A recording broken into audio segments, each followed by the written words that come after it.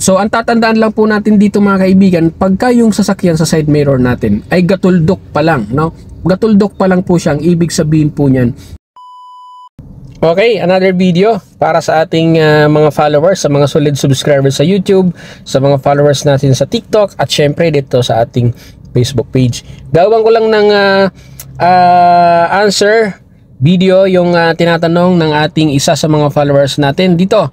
So papaano raw ba tumingin sa side mirror?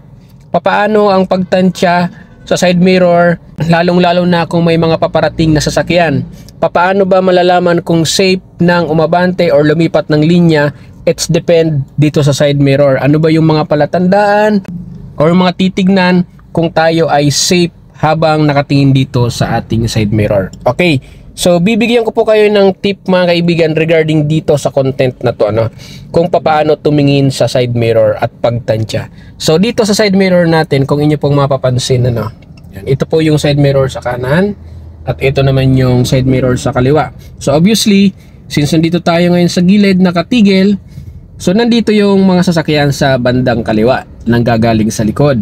Ngayon dito mga kaibigan sa side mirror natin, kung makikita nyo, may mga paparating pong mga motor, mga kotse. So papaano natin siya matatansya or papaano natin malalaman kung sila ay malayo pa ba or malapit na? Okay, so tandaan nyo po ito mga kaibigan, ano? Unang-una po dyan, pagtingin nyo po sa side mirror, ayan, mapapansin nyo po yung mga sasakyan na paparating dyan or kahit mga motor, magsisimula yan sa pinakamaliit, no? Parang tuldok lang yan.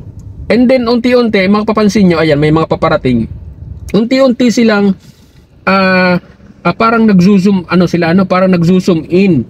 Ayan, from sa maliit, katulad yung motor na yan na paparating, ayan, unti-unti nagzo-zoom in siya, parang lumalaki siya. So ang ibig sabihin po niya mga kaibigan, kapag malayo pa po ang sasakyan na nasa likodan or nakikita nyo sa side mirror, so para lang siyang tuldok. Yan, ganun siya. Parang tuldok. Ang ibig sabihin po niyo mga kaibigan ay malayo pa po ang kanyang distansya, no? Ganun din po ang mga motor diyan. Kaya dito po sa side mirror mga kaibigan, napaka-mahalaga po yan na tumitingin po tayo sa side mirror para malaman po natin kung may paparating. So ang tatandaan lang po natin dito mga kaibigan, pagka yung sasakyan sa side mirror natin ay gatuldok pa lang, no? Gatuldok pa lang po siya, ang ibig sabihin po niyan, malayo pa po ang sasakyan na nasa likod nyo or paparating na nakikita natin sa side mirror. Ang tanong, sir, safe po ba yan? Pwede po ba akong umabante na or dumiretso na habang yung nakikita ko ditong sasakyan sa side mirror ay gatuldok pa? Okay, so I suggest mga kaibigan, kung kayo po ay talagang driver na o di kaya na may nakakapag-drive na po kayo sa kalsada, so pwede ko po sa inyong masabi na safe po siya, no? Pag nakita nyo po dito sa side mirror nyo, nagatuldok pa lang po ang mga paparating na sasakyan, so ang ibig sabihin po niyan, kaya nyo pang lumipat or mag-move forward papunta dyan sa inner lane para kayo ay makadire-diretso na sa pagmamaneho. Ngayon, kung ikaw ay beginner, nag-uumpisa ka pa lamang, ngayon ka pa lamang natututo sa pag-aaral mag-drive, so masasabi ko na hindi siya safe para sa'yo. Dahil dito pa kaibigan kasi, kahit katuldok po siya, nakikita natin dyan, ibig sabihin malayo pa siya. Kung yung reaction naman natin dito sa ating sasakyan, kung lilipat ka dito na medyo mabagal ang paglipat mo papunta sa gitna, possible po mga kaibigan na yung gatuldok na yon ay pwede kang abutan yan. Kasi nga po, tumatakbo yan mga yan. Kung napapansin nga po ninyo, no, galing sa gatuldok na view natin dito, unti-unti siyang parang nagsusum in yung mga sasakyan na paparating sa likod.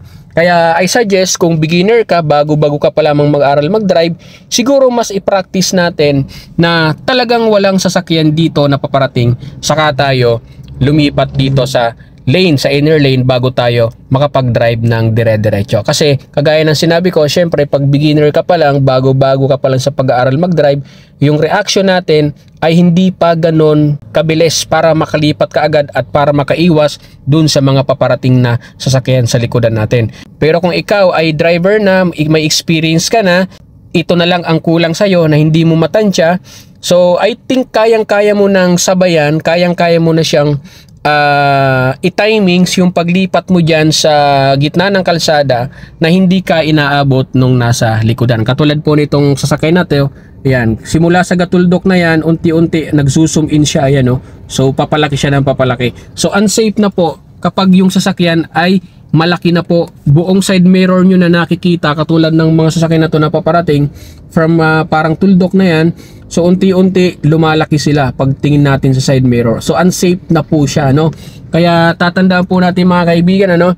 So wag po tayong lilipat ng linya papunta niyan sa gitna kung nandito na yung mga sasakyan. Ayan, medyo malalaki na sila.